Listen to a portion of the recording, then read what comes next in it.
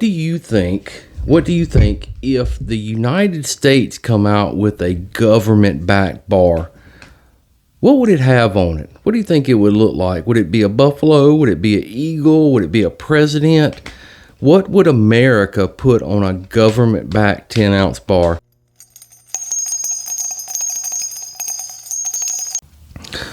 What's up, precious metal maniacs? Mississippi Metals here, and today we're going to be talking about one of my absolute favorite subjects. It's going to be 10-ounce silver bars. Man, I love these things. They're so fun to stack and collect.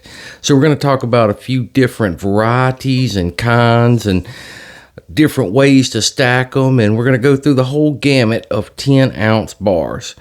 But before we get into it, hey, if you're new to the channel, don't forget to hit that subscribe button, and also, if you like anything you see or hear, give me a thumbs up. That really helps the channel grow, and I greatly do appreciate it. Thank you so much. All right, 10-ounce bars. Again, one of my favorite things. I mean, here's my philosophy on this. When you first start stacking, picking up a round or two on the weekend, man, it feels great. Yeah, I added a few rounds, a little bit more silver to the stack. You get that dopamine hit. But eventually, when you've been stacking for a while, 2 ounces just isn't going to do it. And that 10 ounce really hits the spot for you. You felt like you're adding some weight to the stack, and you can do it with a cheaper premium than it would be on, let's say, an American Eagle or any government-backed coin. You get 10 ounces of silver with a lower premium. So, and there's just a wide variety, different things to keep you interested as well.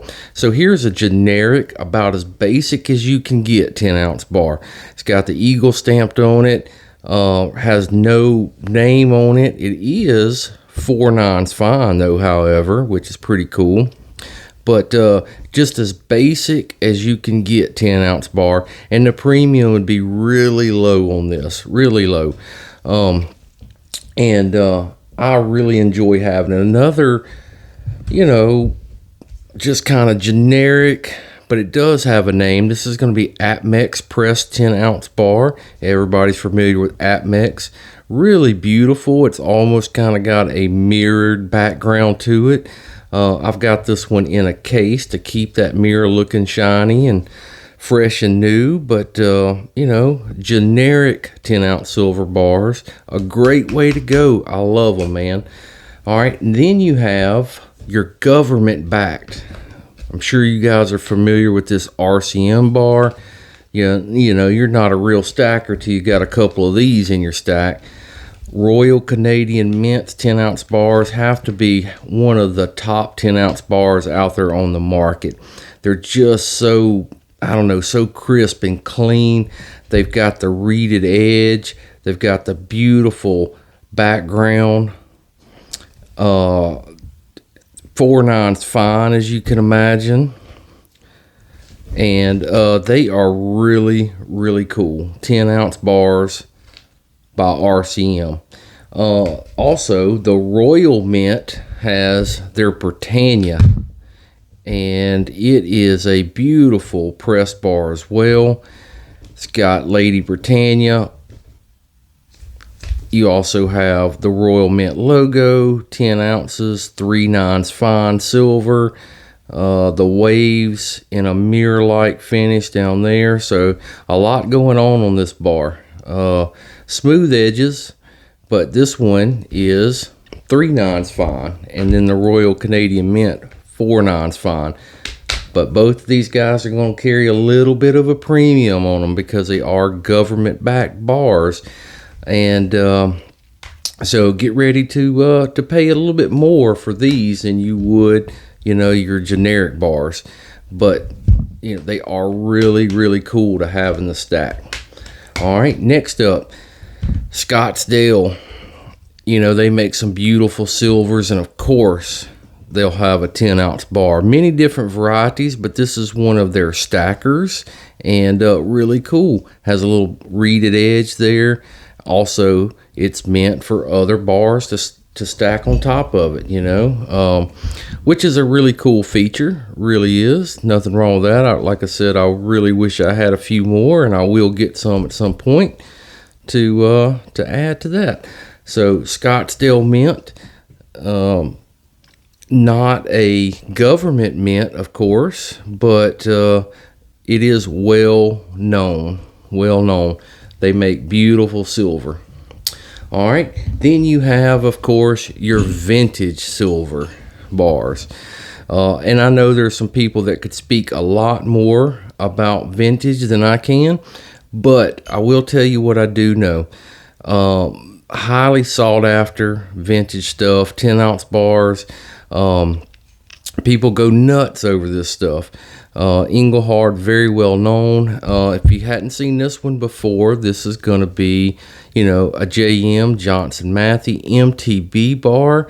I would like to go real quick to allengelhard.com and show you just a little bit more about this one. Hang on one second. All right, here we are at allengelhard.com. That looks like her right there.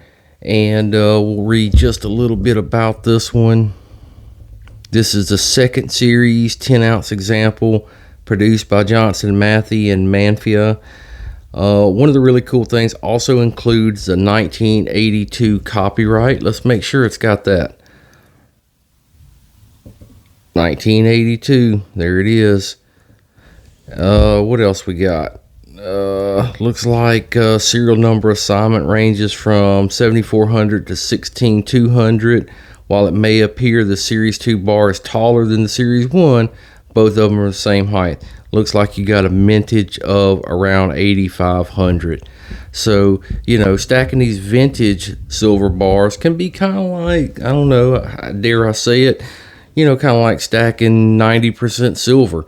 You can get some that are worth more based on the condition and the year and the mintage. So that adds a little bit more fun and excitement to the stacking venture there. So anyways, let me show you this one right here. This round 10-ounce bar. All right, I'm just kidding. This is a 10-ounce coin, but another great way to add 10 ounces at a time to your stack.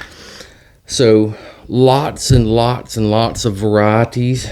10 ouncers have to be one of my favorite silver bars to buy. I say get into them if you haven't done it. I know they cost a little bit more than buying your 1 or 2 ounces a week, but it's worth it to save up just a little bit and go buy a 10-ounce bar. You will be glad you did. It's something about feeling that weight in your hand, man. It feels really, really good. So anyways, guys, that is my take on 10-ounce bars. I love them. I appreciate you guys. Thank you so much for your time.